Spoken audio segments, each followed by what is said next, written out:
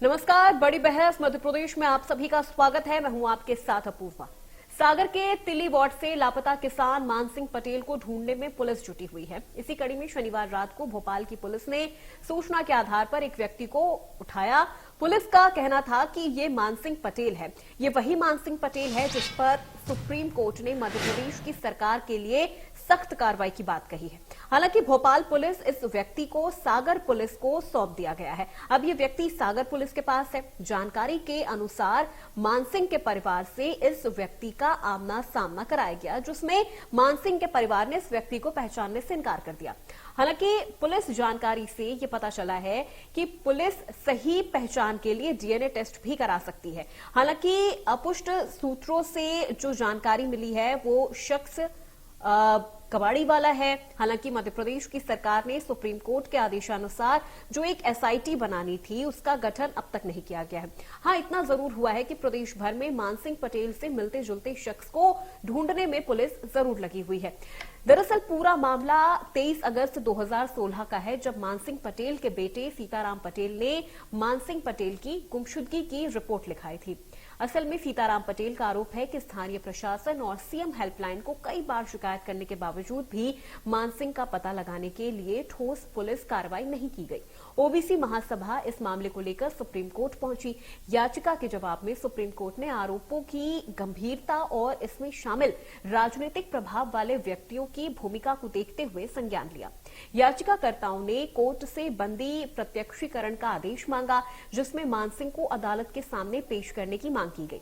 OBC महासभा का कहना है कि कानून के मुताबिक इस प्रकार का अपराध, इस तरह का जो अपराध है वो पंजीबद्ध होना था, लेकिन पुलिस ने सिर्फ गुमशुदगी की रिपोर्ट दर्ज कर इस मामले को छोड़ दिया, क्योंकि गोविंद सिंह राजपूत मध्य प्रदेश के मंत्री हैं जो एक प्रभावी भूमिका में हैं। आज इसी मुद्दे पर विस्तार से बात होगी।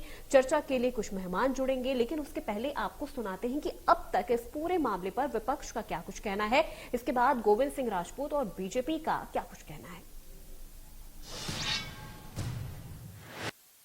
ये प्रकरण इतना गंभीर है कि मंत्री जी के परिवार ने उस कुशवाहा समाज की जमीन हड़पने के लिए पूरा षड्यंत्र किया। बहुत कीमती जमीन है और वो सुबह उनसे मिलने आए तो उसके बाद से वो गायब है। कई बार शिकायत करने के बावजूद भी एफआईआर दर्ज नहीं की गई, पुलिस ने कोई जांच नहीं की। और उसके बाद जब सुप्रीम कोर्ट गए, सुप्रीम कोर्ट ने बहुत अच्छा सख्त निर्णय दिया है कि 4 आईपीएस अफसर मध्य प्रदेश के बाहर के वो उसकी जांच करके उनको रिपोर्ट बना के देंगे। माननीय उच्च न्यायालय ने गुमशुदा व्यक्ति के खिलाफ एक एसआईटी गठन किया है। मैं उसका स्वागत करता हूं कि उसके परिवार को न्याय मिलना चाहिए, और खास करके कुछ लोगों के मुंह से मैंने सुना कि इसमें किसके खिलाफ टिप्पणी की गई है। तो मेरे खिलाफ माननीय उच्च न्यायालय के द्वारा ना कोई टिप्पणी की गई है, ना ही मुझे आज तक कोई नोटिस जारी किया गया है, ना ही मुझे आज तक बुलाया गया है। मेरे राजनीतिक षड्यंत्रकारियों द्वारा, विरोधियों द्वारा जो भी षड्यंत्र रचा गया था, न्यायालय से मुझे पूरा उसमें न्याय मिला है। मैं ये भी कहना चाहूँगा कि पूरा सुप्रीम कोर्ट का बयान पढ़े बगैर जो भी लोग अनर्गल बयानबाजी, अनर्गल भ्रामक प्रचार करेंगे, उनके खिलाफ मैं न्यायालय में जाऊंगा। संभव हुआ नहीं माने तो उनके खिलाफ मानहानि का केस भी दायर करूंगा। कोर्ट ने यह भी कहा है कि जो गुमशुदगी की शिकायत है उसको एफआईआर में कन्वर्ट किया जाए। बिल्कुल किया जाए। गुमशुदा, कोर्ट ने कहा है गुमशुदा व्यक्ति के अननोन पर्सन के खिलाफ एफआईआर दर्ज की जाए और उसकी एसआईटी बनाई, उसके खिलाफ जांच हो ना। हम भी चाहते ढूंढो उसके लिए, और मेरे खिलाफ ऐसा कोई जजमेंट कोर्ट ने, सुप्रीम कोर्ट ने नहीं दिया। देखिए, इसके बारे में एक बात मुझे लगता है आप सबको स्पष्ट भी होगी। माननीय सर्वोच्च न्यायालय ने जो एसआईटी गठन का आदेश किया, उसमें किसी भी प्रकार का मध्य प्रदेश सरकार के मंत्री गोविंद सिंह जी को लेकर के किसी प्रकार का कोई उल्लेख नहीं है। वो जो व्यक्ति गायब है उसको पता लगाने के लिए सरकार एसआईटी का गठन करे और उसका पता लगाया जाए। पुलिस अपना काम और एजेंसियां अपना काम कर रही हैं और करेंगी।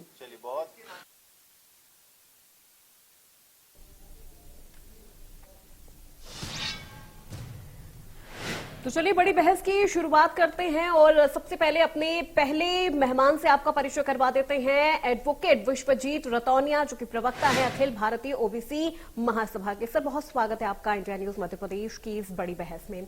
सबसे पहले विश्वजीत जी, मैं आपसे ये जानना चाहूंगी, ये जो पूरा मामला है और जिस तरह से जो ये आरोप लग रहा है और गोविंद सिंह जिन पर ये पूरा आरोप लगा है, उन पर आरोप लगने के तुरंत बाद ही ये व्यक्ति गायब हो जाता है। अब जैसे जैसे पुलिस को इस पूरे मामले में विफलता मिलती जा रही है, पुलिस उस पूरे मामले तक पहुंच ही नहीं पा रही है, क्या लग रहा है आपको? आप किस तरह से इस पूरे मामले को देख रहे हैं?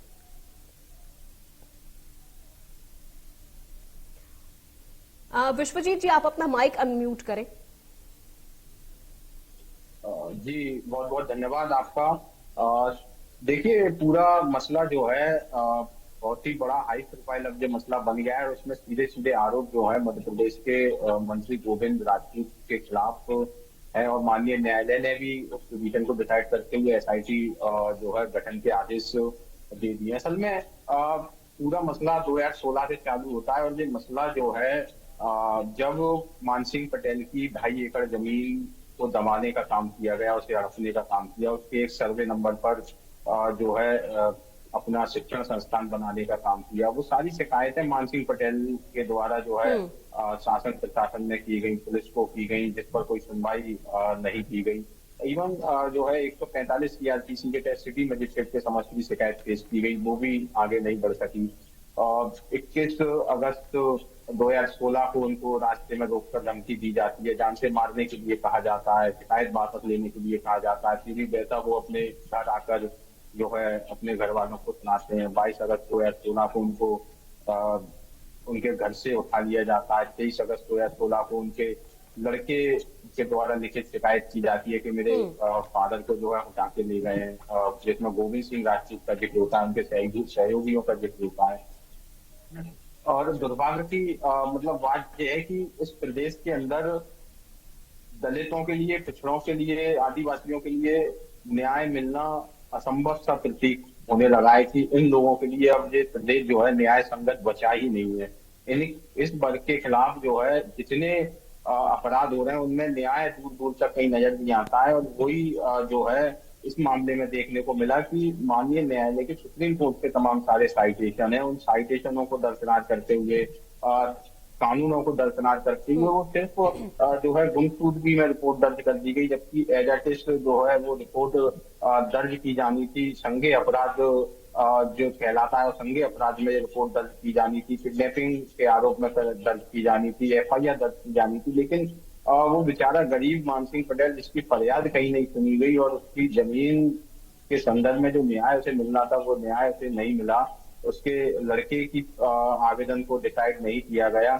उसके बाद जो है ओबीसी महासभा ने ये मुद्दा उठाया कि मानसिंह पटेल को न्याय दिलाने के लिए सुप्रीम कोर्ट जाना चाहिए। ओबीसी महासभा के तमाम राष्ट्रीय पदाधिकारियों ने, राज्य के पदाधिकारियों ने मीटिंग करके डिसाइड किया और बिल्कुल, क्योंकि विश्वजीत जी देखिए एडवोकेट के द्वारा ये पिटीशन दायर की गई। जी बिल्कुल, क्योंकि देखिए मध्य प्रदेश से लेकर दिल्ली तक इस पूरे केस के चर्चे हैं और ऐसे में अगर देखा जाए तो गोविंद सिंह राजपूत की मुश्किलें बढ़ रही हैं।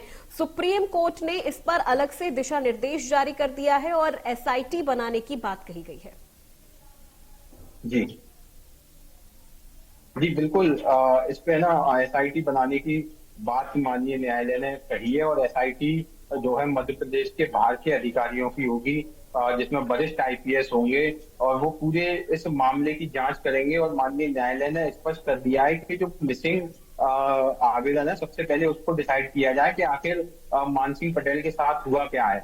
तो उस आवेदन को पहले डिसाइड करना है। और ये इस पूरे प्रकरण में देखने को आ रहा है कि मध्य प्रदेश के जितने पुलिस अधिकारी हैं वो माननीय उच्चतम न्यायालय के इस आदेश की अवहेलना करने का काम कर रहे हैं। जिस तरीके से मानसिंह पटेल को अब ढूंढने का काम किया जा रहा है, इस आदेश के आने के बाद 8 सालों से क्या ये पुलिस सोती रही। मतलब ये आदेश आया, एसआईटी का गठन हुआ, उसके बाद ढूंढने का काम किया गया। जबकि ये काम जो है ना एसआईटी को अब करना है। एसआईटी के दिशा निर्देशों पर काम होगा। एसआईटी जांच करेगी कि आखिर मान सिंह पटेल कहाँ है। ये मध्य प्रदेश के पुलिस अधिकारियों के द्वारा स्वतः किया जा रहा है। इसका मतलब पुलिस कहीं ना कहीं दोषी है। पुलिस ने 8 साल पहले गलती जो की है उसको सुधारने का काम माननीय न्यायालय ने किया है। एसआईटी गठन के आदेश दिए हैं और एसआईटी अब उसमें जो है निष्पक्ष जांच कर 4 महीने के अंदर माननीय न्यायालय के समक्ष रिपोर्ट पेश करेगी और वो उससे बताना होगा 4 महीने के अंदर आखिर वाकई मिसिंग है मान सिंह पटेल या उसकी हत्या कर दी गई है।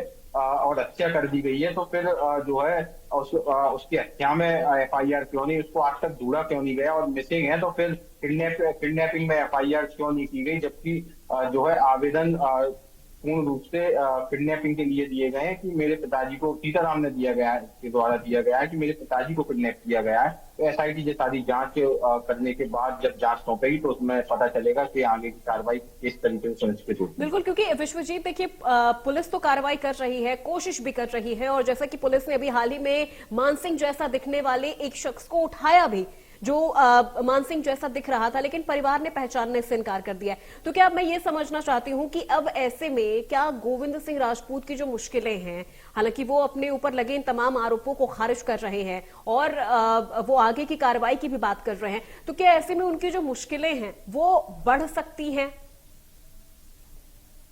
देखिए मुश्किलें तो उनकी बड़ी बढ़ाई हैं गोविंद सिंह राजपूत जी की। असल में क्या है, अगर वो माननीय न्यायालय के इस आदेश का ये कह रहे हैं कि उनके ऊपर लागू नहीं होता है, उन्हें क्लीन चिट मिल गई है, तो माननीय न्यायालय के इस आदेश की अवहेलना कर रहे हैं, वो तो कंटेम कर रहे हैं। अगर उन पर उनका इस आदेश में कहीं उनको क्लीन चिट अगर उनके द्वारा दी गई है तो वो उसको डिफाइन करें ना किस तरीके से क्लीन चिट दी गई है। माननीय न्यायालय ने स्पष्ट कहा है कि सबसे पहले वो आवेदन डिसाइड किया जाए जो मिसिंग था, उसमें सीताराम पटेल ने उनका नाम लिखा हुआ है। तमाम सारी शिकायतें मान सिंह पटेल ने की है, उनमें उनका नाम है।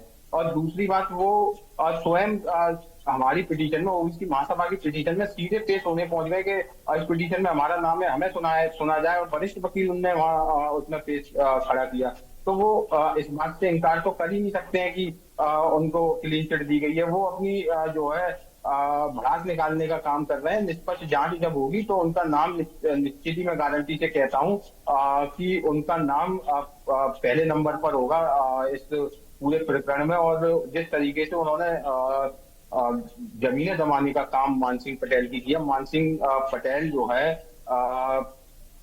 मानसिंह पटेल के खिलाफ उन्होंने अन्याय किया, वो न्याय उसको मिलेगा और इनके खिलाफ मंत्री जी के खिलाफ कार्रवाई होना जो है निश्चित होगी। और ये आप भी जानते हैं, ये हम भी जानते हैं कि किस तरीके से उनका प्रभाव जो है जब से वो विधायक बने हैं, जब से उनका प्रभाव पूरे मध्य प्रदेश में रहा है कि वो एक तरीके की गुंडाई करते हैं, एक तरीके की बाहुबल अपना दिखाते हैं। अब पीएमए में जब दलितों के मकान सागर जिले में तोड़े गए तो उसमें उनका नाम आया। उनके एक जमीन घोटाले में भी उनका नाम आया जो उनके ससुराल वालों ने खरीदकर उन्हें गिफ्ट करने का काम किया। एक जो है दलित समाज के बेटी के साथ बलात्कार हुआ, उसमें किस तरीके से उस परिवार के कुछ लोगों को मार दिया गया और इनका उसमें स्पष्ट नाम आया कि जो आरोपियों को जो है पनाह दे रहे हैं। लोधी समाज की बेटी के साथ उसी सागर जिले में जो है बलात्कार हुआ, उसमें इनका नाम आया कि आरोपियों को पनाह दे रहे हैं। तो वो जो है वहां की इनका नाम तो पहले से ही जो है अन्याय विवादों में रहा है। बिल्कुल, इनका नाम पहले से भी कई विवादों में रहा। और देखिए विश्वजीत जी, सुप्रीम कोर्ट ने जो निर्देश दिया है उसमें ये तो कहा गया है कि एसआईटी की जांच एसआईटी के नेतृत्व में होनी चाहिए और पुलिस महानिरीक्षक रैंक के अधिकारी द्वारा किया जाना चाहिए। इसे किस तरह से देखा जाए? और साथ ही साथ ये भी कहा गया है कि एसआईटी में एक एसपी रैंक का अधिकारी और एक अतिरिक्त एसपी रैंक का अधिकारी सदस्य होना चाहिए।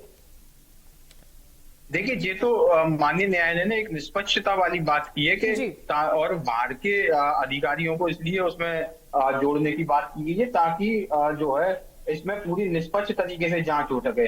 आप भी ये बात जानती हैं और मैं भी ये बात जानता हूँ, पूरा प्रदेश जानता है कि किस तरीके से मध्य प्रदेश की पुलिस जो है यहाँ के नेताओं के, रसूखदार लोगों के बाहुबल के दबाव में काम करती है। इसलिए माननीय न्यायालय का ये फैसला तो बिल्कुल ही जो है स्वागत योग्य है कि बाहर के आईपीएस ताकि उन पर कोई दबाव न डाला जा सके। मैं आपको एक घटना और बता रहा हूँ, जो पिटिशनर है इस पिटीशन में ओबीसी महासभा के द्वारा धर्मेंद्र सिंह कुशवाहा, उनको धमकी मिलने का काम आज हुआ है, और उसमें हम लोग आज ज्ञापन देके आए हैं ग्वालियर डीआईजी को। तो उसमें हमने सुरक्षा की मांग की है कि ये धमकियां जो मिल रही है, और उसमें कहा जा रहा है कि ग्वालियर से राजनीति चलती है, ग्वालियर से बाहुबल चलता है, तो ग्वालियर में इस तरीके के अगर हमारे खिलाफ कोई बोलने वाला है तो हम छोड़ेंगे नहीं। इस तरीके की बातें लोगों के द्वारा की जा रही है। तो आप सोचिए कि मध्य प्रदेश की पुलिस क्या निष्पक्ष जांच कर सकती थी इस वाले मामले में। भले ही डीजीपी स्तर का अगर कोई मध्य प्रदेश का होता, कर सकता था, तो जवाब ये मिलेगा कि नहीं कर सकता था मध्य प्रदेश का। इसलिए माननीय न्यायालय का ये फैसला स्वागत योग्य है। माननीय न्यायालय ने जो मध्य प्रदेश के बाहर के वरिष्ठ आईपीएस, वरिष्ठ पुलिस अधिकारी रखे हैं, आईजी रैंक के, एसपी रैंक के, एक असिस्टेंट एसपी रैंक का, तो वो स्वागत योग्य, ताकि निष्पक्ष जांच हो सके। और जो दोषी हैं मानसिंह पटेल के गायब होने के, देखिए किसी भी मामले में कानून जो है, कानून को अगर हम तर्कसंगत तरीके से देखें तो किसी भी मामले में जनहानि नहीं होना चाहिए, और इनने जनहानि करने का काम किया है, एक व्यक्ति को गायब करने का काम किया है। 8 सालों से वो मिसिंग है, तो इसका मतलब वो अब वर्तमान में अगर हम अनुमान लगाएं तो वो जाहिर सी बात है कि वो जिंदा होगा भी या नहीं होगा, उसका बिल्कुल, क्योंकि देखिए मानसिंह पटेल ने गायब होने से पहले ये आशंका भी जताई थी कि उसकी जान को मंत्री गोविंद सिंह राजपूत से खतरा भी है। तो ऐसे में कहीं ना कहीं इस चीज का भी जो आशंका है वो परिवार को भी है कि कहीं वो सिर्फ लापता तो नहीं है या उनकी हत्या तो नहीं कर दी गई है। ये दोनों तरह के जो एंगल है वो इस वक्त इस पूरे केस में सामने आ रहे हैं। जी जी, इसमें दोनों तरीके के एंगल बिल्कुल सामने आ रहे हैं, और निश्चित ही है ना, 8 सालों से कोई व्यक्ति गायब है, आपको इस बात को समझिए। 8 सालों से अगर कोई व्यक्ति गायब है तो वो निश्चित ही जिंदा वर्तमान में तो नहीं हो सकता। और जिस तरीके से पुलिस अब हरकत में आई है, तो 8 सालों से हरकत में क्यों नहीं आई, इसका मतलब पुलिस की संलिप्तता भी इस पूरे मामले में है। और अगर वो मृत पाया जाता है तो दोषी पुलिस अधिकारियों पर भी कार्रवाई होने का काम होना चाहिए। और एसआईटी ये पूरे मामले की जब जांच करेगी तो उसमें सब दूध का दूध और पानी का पानी हो जाएगा। गोविंद सिंह राजपूत के साथ कितने पुलिस वाले थे जिनको जो है जिनने गोविंद सिंह राजपूत के दबाव में अन्याय करने का काम सीताराम पटेल के साथ, मानसिंह पटेल के साथ किया, और सीताराम पटेल के उस आवेदन पे किया जो मिसिंग वाला आवेदन दर्ज किया गया था। बिल्कुल, क्योंकि अब आपने जैसे पुलिस प्रशासन का जिक्र किया तो कहीं ना कहीं पुलिस की भी जो एक फेल्योर है वो नजर आ रहा है, क्योंकि 8 साल से ये केस चल रहा है। अब तक वो व्यक्ति जिंदा है या नहीं है, या वाकई वो गायब है, क्या है, किस परिस्थिति में है, ये ना परिवार को पता है ना पुलिस को पता है। अब ऐसे में सुप्रीम कोर्ट इस पूरे मामले में जिस तरह से एक्शन ले रहा है, एसआईटी गठित कर रहा है, टीमें बनाई जा रही है, क्या लग रहा है इन सबका नतीजा अंत में हमें कुछ पॉजिटिव मिलेगा? देखिए निश्चित ही पॉजिटिव नतीजा मिलेगा, और हम बिल्कुल माननीय न्यायालय का जो फैसला है उस पर हमें पूरा यकीन है कि मानसिंह पटेल को न्याय मिलेगा, सीताराम पटेल को न्याय मिलेगा। और सीताराम पटेल पे भी जो दबाव बनाने वाले लोग हैं, चाहे वो गोविंद सिंह राजपूत हो, चाहे उनके सहयोगी हो, चाहे पुलिस प्रशासन के लोग हो, वो सीताराम पटेल को भी न्याय मिलेगा। और माननीय न्यायालय ने अपने रुख में जो स्पष्ट कर दिया है कि पहले जो है मिसिंग की जो आवेदन है, मिसिंग की जो रिपोर्ट है उसको डिसाइड किया जाए, उस पर एफआईआर दर्ज की जाए। जब मिसिंग की जो रिपोर्ट है उसको डिसाइड एसआईटी जांच में किया जाएगा, माननीय न्यायालय के समक्ष वो जांच जब पेश होगी तो उसमें सब सामने आ जाएगा, और कि कौन दोषी है, और उसके खिलाफ सख्त कार्रवाई करने का काम जब किया जाएगा, तब वो जो है मानसिंह पटेल को न्याय मिलने का काम होगा। जी चलिए, बहुत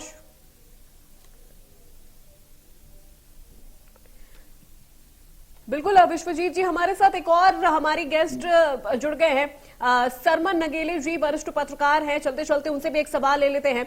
सरमन जी, बड़ी देर से हम आपका इंतजार कर रहे थे।